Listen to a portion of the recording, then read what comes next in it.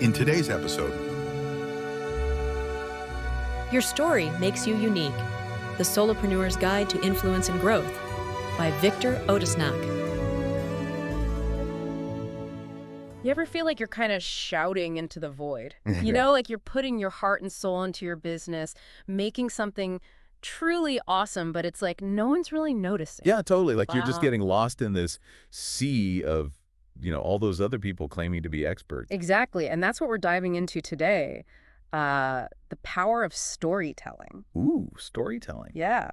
To help your solopreneur brand really stand out, we're going to be pulling some really interesting insights from the book, Your Story Makes You Unique by Victor Odasnac. Have you ever heard of it? I have. It's a fantastic read. Yeah, and one of the first things that really struck me was how it talks about this problem of invisibility, right? It's like you're trying to stand out in this crazy, crowded digital marketplace. It really does feel like that sometimes, doesn't it? Like a giant online flea market. Totally. And everyone's just shouting about their amazing product or service, but no one's really connecting. And it's like disappearing faster than an Instagram reel, Oh, for sure. And Odasnac actually highlights this really cool experiment on eBay. Oh, yeah. What was that? So basically, they took these really ordinary objects, like a jar of peanut butter with Elvis's face on it, Okay. and because they attached stories to them, they sold for like crazy prices, way more than they were actually worth. Oh, wow. Just because of the stories. Yeah. Isn't that wild? So it really shows you the power of stories to like tap into our emotions and make us care about something. Yeah. I mean, think about it. We don't just buy products or services, right? Right. We buy into the feeling those things evoke. Exactly. So stories are kind of like the secret weapon to unlocking those deeper motivations. The key that unlocks it all. Okay, but now the big question, what kind of stories should we actually be telling? Right, because not all stories are created equal. Exactly. The book dives into what it calls 5 core brand stories. 5. Okay, I'm ready. Let's start with a couple of the most powerful ones today. What do you think? Sounds great. All right, so first up, the origin story. I know, right? This is where you get personal and share the why behind your business. You know, what was that defining moment that kind of led you to this path? Like that spark. Yeah. What problem did you see that you just had to solve? Like it was burning inside of you. Exactly. It's Yeah. about really inviting people into your world, showing them the heart behind the brand. Yeah, giving them a backstage pass almost. I love that backstage pass to your journey, but there's a balance, right? How much is too much personal stuff to share? That's a great question. And the book actually emphasizes being authentic and relatable. But does that mean you have to like spill all your deepest, darkest secrets? Right. Keep some mystery. Yeah. The key is to focus on experiences that are relevant to your audience, and then actually have a clear takeaway. So like instead of saying I went through a terrible breakup, I might say something like going through a difficult time taught me the importance of resilience. And that's something I bring to every project I work on. Perfect. You're connecting a personal experience to a valuable business insight. Ooh, I like that. Okay, so that's the origin story. Now let's talk about the client hero's journey. Okay, I love that one. Me too. This is where we show, not just tell, right? Absolutely. Yeah. We got to showcase how your product or service has actually transformed your clients' lives. We let those success stories really do the talking for you. Tangible results are key here, right? Absolutely. I remember the book had this great example of a bakery. Oh, yeah. Yeah, they revamped their whole website to tell their story more effectively, and their online orders like doubled. Wow. Just from telling their story better. Yeah, it's amazing. It's such a powerful way to build credibility because potential clients can actually see themselves in those stories. They see it and think, hey, if it worked for them, maybe it can work for me too. Totally. Okay, so we've got the origin story to connect on a personal level, and then the client hero's journey to like build trust and demonstrate those awesome results. Okay. But now what about the fears, right? Ugh, the fears. Like, what if you're thinking, I'm not a natural storyteller? What if I totally freeze up? Or what if people judge me? Yes. Those are real fears that I think a lot of solopreneurs have. But totally valid and ones that we definitely need to unpack. Let's save those for the next part of our deep dive. Okay, deal. We'll tackle those fears head on in the next part of our deep dive into Your Story Makes You Unique. Stay tuned. Can't wait. I think for me, the fear of judgment is a big one. You know, you see all these perfect stories online and you think, ugh, mine's not good enough. People are going to laugh or just scroll right past. I get that. I totally get that. But is that really true, though? Like, do people really want perfection? Actually, Odasnac says that embracing our imperfections is key. Like, People are craving authenticity these days. Really? Yeah, they're tired of the like airbrushed highlight reel version of reality, you know? Hmm. So maybe those perfectly polished stories are actually kind of hurting brands. It's possible, right? When you're trying to be all flawless and perfect, Yeah. you create this distance between you and your audience. But when you're willing to be a little vulnerable, share some struggles, your aha moments, it makes you relatable, you know? That makes sense. People want to connect with real people. Exactly. Okay, but what about those of us who like struggle to put our thoughts into words? I'm no Shakespeare over here. Oh, I hear you. And Odasnac has some great advice for that, too. He says, write the way you talk. Oh, really? Yeah, don't get all bogged down in trying to sound super professional or academic. Just imagine you're chatting with a friend over coffee and just let those words flow naturally. So ditch the thesaurus. Totally. Just Yeah. be yourself.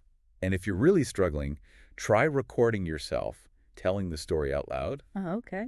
and then just transcribe it that way. You capture your natural voice, the rhythm and everything. Ooh, that's a good tip. Okay, so now we know to like ditch the thesaurus, be ourselves, but what about the structure of the story? Like, how do we organize our thoughts in a way that'll actually keep people hooked? Good question.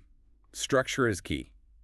And Odasnac provides a simple framework. He calls it the desire plus conflict plus resolution formula. Ooh, desire plus conflict plus resolution. It's like a mini movie. It is. It's like a mini movie for your brand. Okay, I'm intrigued. Break it down for me. Right. So it starts with desire. Mm. What did you or your client want to achieve? You know the goal, the dream. Right. Then comes the conflict. What obstacles or challenges stood in the way? You know what made reaching that desire so tough. This is where the drama comes in. Exactly. We all love a good conflict. And then finally, the resolution. How was the challenge overcome? What was the outcome? What did you or your client learn from that whole experience? Okay, I'm seeing it now. It's like that satisfying ending to a movie. Yes, exactly. And I can see how this formula could apply to like any of those core brand stories we talked about earlier. Absolutely. It's universal. It gives your story that structure and makes it way more compelling. I bet if we thought about like the last time we were really captivated by a story, chances are they were using this formula without even realizing it. Probably. Now we can use it intentionally. Yes, exactly. Okay, so we're crafting these awesome stories now, but knowing how to tell them is only half the battle, right? We need to know where to tell them too. You're right. And with all these different platforms out there, it can feel pretty overwhelming. Totally overwhelming. Mhm. So how do we choose the right platform for the right story? It feels like we've cracked the code on like how to create a good story, but then it's like, okay, now what? Where do I even tell these stories? There are just so many platforms out there. Yeah, it can be a little overwhelming for It's sure. definitely overwhelming. But Odasnac really stresses being strategic about it. Oh, yeah. Think of each platform as like a different stage. A different stage. You wouldn't, perform the same act at a comedy club that you would at the opera. Right. Totally different vibes. Exactly. Each platform has its own unique audience and purpose. So it's not about just like blasting the same story on every single platform. Nope, not at all. You got to tailor it.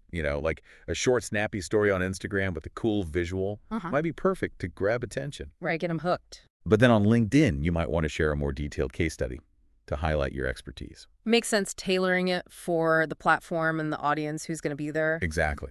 So like maybe you share a client's amazing transformation through a series of Instagram stories. Oh, I like that. And then you can repurpose those into a longer blog post with more in-depth insights. This is making me think I could totally be repurposing content better. Oh, yeah. I get so caught up in creating new stuff, I forget about all the amazing content I already have. It's such a smart approach though, right? Yeah, definitely. Not only does it save you time and energy, but you're reaching a wider audience. Love that efficiency. Yeah. Okay, so we're being strategic with our platforms. We're repurposing content like pros. What about consistency? Like, how do we make storytelling a regular habit? Because I'll be honest, that's something I struggle with. Oh, yeah. Consistency is key. And Odasnac recommends creating a content calendar. Oh, content calendar. It's like having a roadmap for your storytelling. You can plan out what kind of stories you want to share on which platforms and when. So it's not just like scrambling last minute to figure something out. Exactly. You have a plan. It's like, think about it this way. If you want to eat healthy, you don't just grab whatever's in the fridge. Oh, that's a good point. You plan your meals right. Right. Make sure you have the right ingredients. Create a balanced diet. Same with your content calendar. You're nourishing your audience with good stuff. I love that analogy. Okay, so content calendar's planned. What about engaging with our audience? Like, it's not enough to just post our story and then disappear, right? No way. Storytelling is a two-way street. Don't be afraid to ask questions. Invite people to share their own experiences, respond to comments and messages. Like a conversation. Exactly. It's about building a community around those shared stories. And paying attention to the feedback we get right. Absolutely. What's resonating? What's sparking those conversations? That helps you refine your approach. Awesome. Well, we've covered so much ground today. We talked about those fears that hold us back, dove into some powerful frameworks for crafting stories, figured out how to choose the right platforms, even how to stay consistent. Yeah, we really have. But if you're feeling even a little overwhelmed, just remember, start small, experiment, find what works for you, and most importantly, be yourself. Because your story is unique and valuable. Yes, the world needs to hear it. That wraps up our deep dive into the power of storytelling for solopreneurs. We hope you've learned some valuable insights that you can use right away. And for more amazing tips and strategies, be sure to check out Your Story Makes You Unique by Victor Odasnac. Such a good book. Until next time, keep telling those stories. Keep sharing. You've listened to our latest episode of Right Here, Right Now